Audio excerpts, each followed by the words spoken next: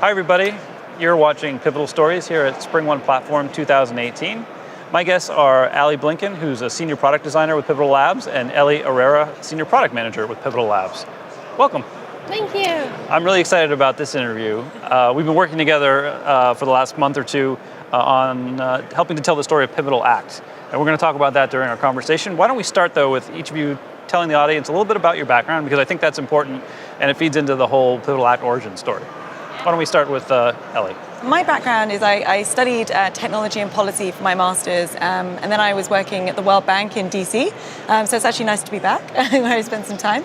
And when I was there, I was working with entrepreneurs and innovators and setting up incubators for them, and I was really enjoying it, but I was finding things moving a little bit slowly, and I wanted to get some experience of trying to do this in the private sector and try and see how we can move things along a lot faster. So I switched and moved back to London and joined a startup and discovered product management, and then discovered Pivotal, where I joined Pivotal Labs and became a product manager there. But I'd sort of always had this plan to try and reunite my interests in like humanitarian work and social impact with technology. So that's kind of like the backstory, and then at Pivotal Labs is where I met Ellie. And Ellie, tell us about yourself. Yeah, so I'm a designer. I actually started out in industrial design, so making physical products, which is a little bit of shift from digital products. But then I went on to study systems design, which is like coming and looking at systems from different disciplines and thinking about systemic issues that our world faces, from like healthcare, education, food systems. And then I worked at ThoughtWorks. So I was working with their social impact team and building technology for charities and nonprofits and learning a lot in that space. And then found my way at Pivotal, and then found Ellie, and our worlds kind of collided, and we're like, we both want to do this. So how can we make it happen? And that's when like the little side hustle started. The side hustle, which is a perfect segue into my next question, which was tell us about Pivotal Act, which we're introducing here or announcing here at the show. So tell us about what it is and continue that story, the origin story. How did you come up with this idea? Yeah. So Pivotal Act aims to partner with organizations that are committed to addressing social, humanitarian, and environmental challenges with technology.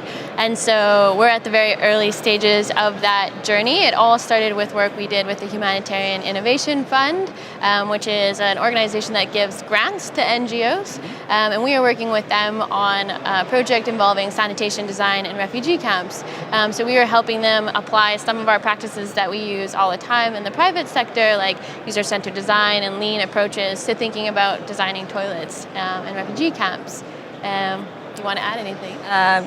So it was a great experience getting to do that work, and then that led us on to some other work through a recommendation to working with the Red Cross to again bring these same practices to thinking about designing solutions for climate change resiliency in coastal cities around the world.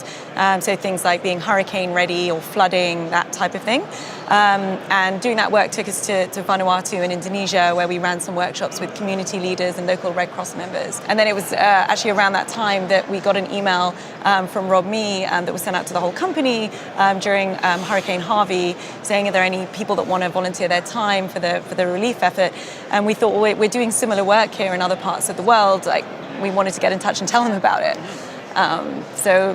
We reached out to him. Yeah, and what did Rob think of the idea? Yeah, he was overwhelmingly like supportive about it, and we were so excited that he responded in that way. And he's like, I've always been thinking about doing work in this space.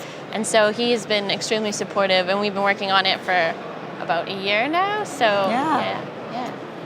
So talk about Pivotal Act itself, and what are the goals of the program? Because it sounds like from what you're saying, there's certainly a technology aspect of it, but that's not the only aspect. So what makes Pivotal Act unique, different from some of the other ways technology companies help in the public sector, nonprofits, and things like that? So I think one of the ways that Pivotal Act is unique is that our goals are really around supporting organizations that are working to make an impact and enabling them to do that through technology. But I think something that makes us a little bit different is we do that through the whole life cycle of a product or service. So thinking about sort of the design from the point of view of, what is the problem, who are the people that you're trying to serve, but then right the way through to actually building technology as well, which is what we do at Pivotal Labs. And we've seen from some of the work we've done, there's lots of organizations in the design side and then also in the technology development side. But there's like no one in the middle doing the full life cycle. So I think that's kind of where we see sort of an opportunity for us to come in. And the way we see success is that we're working with teams within these organizations. What we don't necessarily want to be doing is building software for these types of organizations, NGOs, charities, and then sort of handing it off to them in such a way that it's not sustainable and they can't maintain it. What we really want to do is kind of build up their skills and capacity in lean and agile and user-centered design so they can kind of continue to run with these products and adapt them as and when is necessary, and kind of allow them to do that. And then if they're able to achieve their goals, ideally sort of cheaper, quicker, they can release more often, they can iterate based on feedback, then we achieve our goals in Pivotal Act. So it sounds a lot like what we do with our private sector clients, but I'm sure there are some unique characteristics to working with charitable organizations, humanitarian organizations. Could you talk about maybe how it's a little different than working with some of the private sector? Yeah, I think that we have to really kind of take a step back when looking at some of these problems and start to think about like the systems related. Like it's not only about the user. Sometimes we have to kind of look at the infrastructure of like supply chains, the organizations, the culture, the history of some of these spaces, and really make sure that we understand all the risks involved and work with humanitarian organizations and other disciplines, because we don't have all the answers by any stretch. And like, how can we do this collaboratively with others so that we can understand all the risks involved before implementing software anywhere? So it's kind of taking a step back and looking at these problems holistically before thinking about any product or service that could add value in that space. Yeah, I mean, kind of going into some of those examples of that, like when thinking about this idea of designing toilets in refugee camps, there's a really big need to build these toilets out as quickly as you possibly can, but at the same time, you want to be kind of testing and iterating these, because the whole problem is that toilets get built out in bulk very, very quickly, and they're not really suited to meet the sort of the needs of the people living in the community, so they end up not using them, and then they openly defecate, which leads to spread of diseases. So the question is, how can we sort of test and iterate and try new things and wait before you build them out when people need the toilets very quickly? So taking kind of a bit of a balanced approach where you can sort of meet the need, but maybe build toilets in such a way that they can be retrofitted and adapted while simultaneously running experiments at the same time. I think those are some of the things that we found, and we've learned from some of the partners we've been working with, like the Humanitarian Innovation Fund. It's sort of a good way of doing this, and bringing in other disciplines, like working with people in the humanitarian sector. They're the ones that can point out, this is where the need is, these are where the risks are, this is where we need to be careful when we're testing things, and without having them involved, it's hard for us to know where to do that. Right. It sounds like humility is really important, and learning from them as much as they learn from us. Yeah, absolutely. Yeah, I mean, we're not the experts in the humanitarian sector.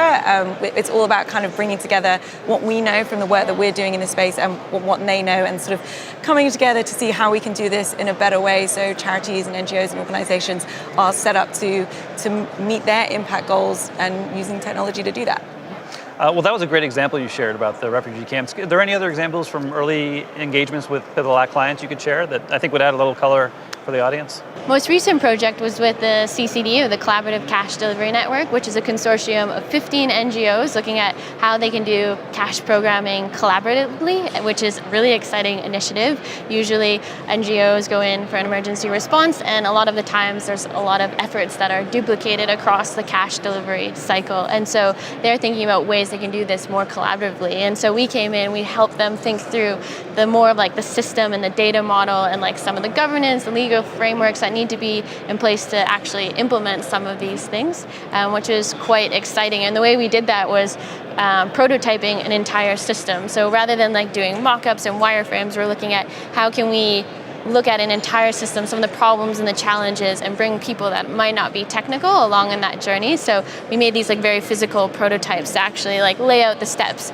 of a really wicked like problem and a system and all the different actors, and act out different like scenarios, which was a really helpful way to point out that there are a lot of risks involved when designing in this space. It was nice too because it meant that you didn't have to be like a data scientist or an information manager to be able to talk about where you think data should be housed or who should have access to it, because we had physical objects that you could sort of move around, and we were talking about, who should have access to this, how does it get from sort of this NGO to this NGO, and people could sort of really write it out. And it allowed us to sort of draw out things that we wouldn't have necessarily found out, like things like personally identifiable information, which we know from our work at Pivotal, is incredibly important. You want to avoid, identity theft and fraud, those types of things. But here, when we were working with these communities, they were talking about like terrorists. This is a situation where you're going to be giving people money so they can buy the things they need after an emergency. And if you've got lists of people's names who are going to be receiving cash, in Somalia, for example,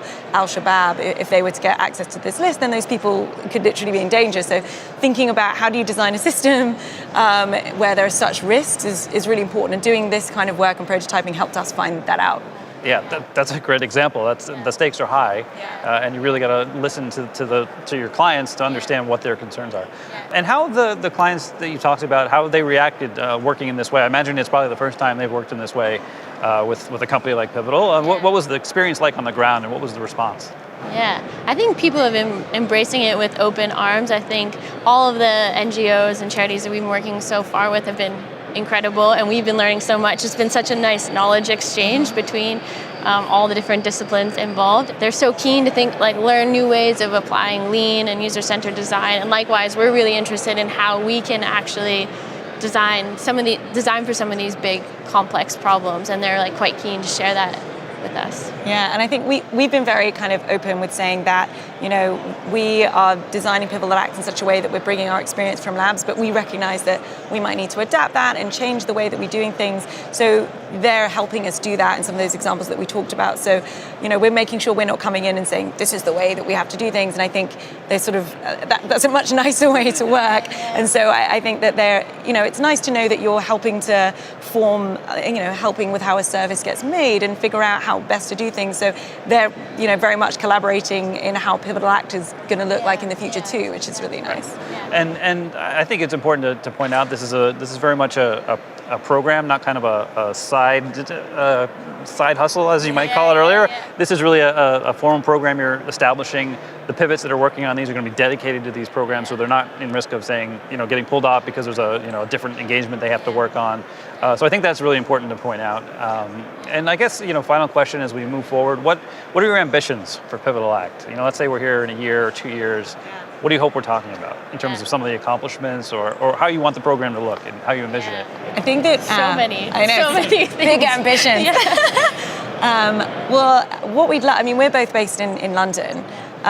What we'd love to see is Pivotal Act projects around the world. We have so many offices with Pivotal in so many different places with so many brilliant people, and I think being able to kind of run various different projects around the world would be awesome. And I also think that we want to be seeing some of the impact of the projects that we're working on. Of course, we want to see impact in the near term, but with some of these types of problems, you do need to have a little bit of time to be able to see the impact. If you're talking about education or access to food or whatever it might be, it's going to take a while to see some of those kind of societal impacts. So we want to be starting to see some of those coming through, I think. And it'd be incredible to see some of these organizations that we're working with building up teams and maintaining it and iterating and applying all these practices and going on. And that'd be so great to catch up with them and be like, oh yeah, we've actually completely pivoted. I didn't mean to use that. Don't worry, you're not the first. And we've changed and we've iterated and we've learned so many things. That would be incredible to see that. That would be awesome. Awesome. Well, I'm excited for you and for the company. I think it's a great initiative. And if there's organizations watching that want to get involved, is there a way they can contact you guys? I know we're going to be launching a website basically where you can get some information. Anything else you'd share or point them in a different direction? Yeah, I think the website's a great place to go. You can contact us there or on Twitter. Yeah, definitely just reach out. And if they're not sure that it would be a right fit or they want to find out more about it, just reach out. And even if it's not in London as well, that's fine. We want to start building up like we said, all around the world. So definitely just reach out. All right.